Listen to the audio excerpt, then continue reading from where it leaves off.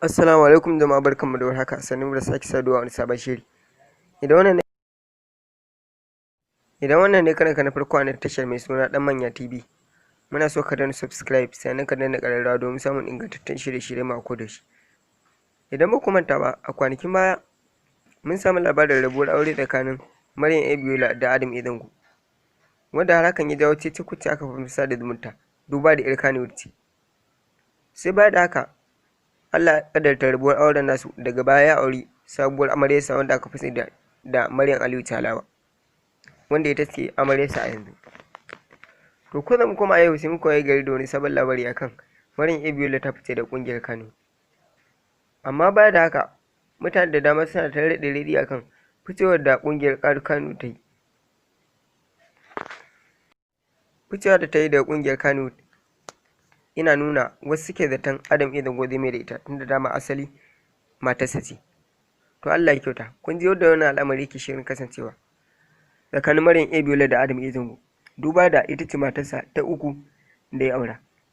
Idan wannan ne kana na farko ta shirin, muna so ka danna subscribe sannan ka danna ƙararrawa domin samun ingantattun shirye-shirye mako da shi. Mun gode kasancewa da mu da koyi.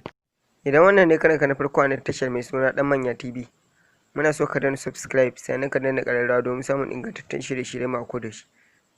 Idan ba ku manta ba, a kwanakin baya mun samu labarin rabuwar aure tsakanin Maryam A da Adam A Zango, wanda har hakan ya jawo cece-kuce aka fi sada zumunta duba da Tirkashi ce.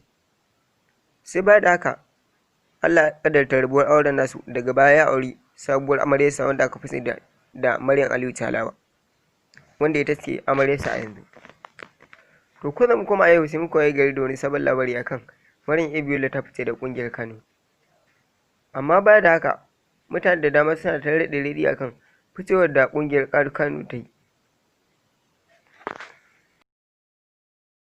Idan wannan ne kanka na farko a tashar mai suna Dan Manya TV, muna so ka danna subscribe sannan ka danna ƙararrawa domin samun ingantattun shirye-shirye mako da shi. Idan ba ku manta ba, a kwanakin baya mun samu labarin rabuwar aure tsakanin Maryam A da Adam A Zango, wanda har hakan ya jawo cece-kuce aka fi sada zumunta duba da Tirkashi ce. Sai baya da haka Allah ya kadarta rabuwar auren nasu, daga baya ya auri sabuwar amaryarsa wanda aka fi da Maryam Aliyu Talawa, wanda ita ce amaryarsa a yanzu.